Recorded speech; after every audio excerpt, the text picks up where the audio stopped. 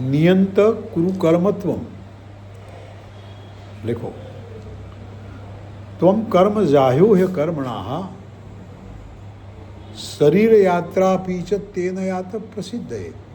क्या मतलब है इसका? मतलब जो मन है, लिखो, हाँ, ऐसे ही बता मन रहा को आप कर्म में जोड़ो, हूँ। हाँ,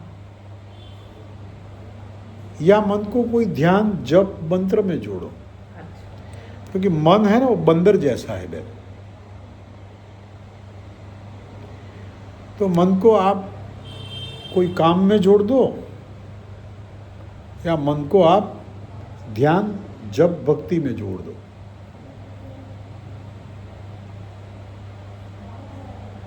अगर आप चिंतन में चले गए तो चिंतन में खो जाओगे। इसलिए ज्ञान, कर्म और भक्ति, लिखो, 3 चीजें, ज्ञान, कर्म और भक्ति। इसमें सरल उपाय कर्म है।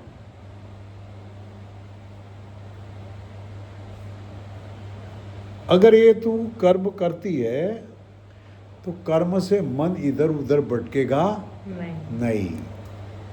कुछ लोग कर्म के फल देखते हैं कि भाई मुझे क्या फ़ायदा होगा, मुझे कितने पैसे मिलेंगे, मेरा क्या एप्रिसिएशन होगा। कुछ लोग देखते हैं कि काम में मुझे इंटरेस्ट में मैं कुछ दे सकता हूँ।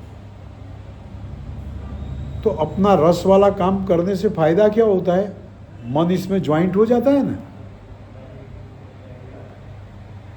तो मन उसमें जुड़ जाता है, तो मन दूसरी मगजमारी करता नहीं है। मन बंदर जैसा है। तो योगिनः कर्म कुर्वन्ति, योगियों क्यों कर्म करते हैं? संगम त्यक्त्वा, ये दूसरी मगजमारी से छूट जाए। तो योगी लोग कर्म करते हैं, किस लिए करते हैं? मन को बस करने के लिए। वो एक धंधुकाली की वार्ता आती है। उसने खंबा लगा दिया, उसको बोला ऊपर चढ़ ऊपर नीचे उतर, मैं जब तक कथा करूं तब तक, तो उसमें शांत हो जाए ना। इसलिए पहली बात याद रखो, कर्म का केवल उपयोग पैसा कमाना नहीं है। कर्म का केवल उपयोग फायदा देखना नहीं है। कर्म का केवल उपयोग यश देखना नहीं है। कर्म का उपयोग मन को बस करने के लिए भी होता है। बस तो छोड़ो, लेकिन मन को ठिकाने लगाने के लिए। हाँ,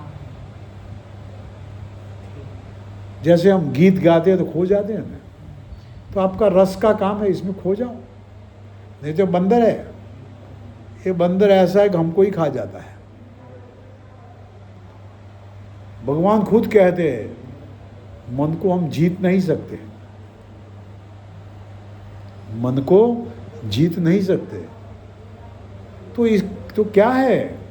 तो मन को जीतना आसान नहीं है, जीत ही नहीं सकते। इसीलिए भगवान बोलते, अभ्यासे न तु कौन्तेय वैराग्येण च गृह्यते। अभ्यास और वैराग्य, ये करने से मन को जीत नहीं सकते, लेकिन कंट्रोल में तो ले सकते हैं।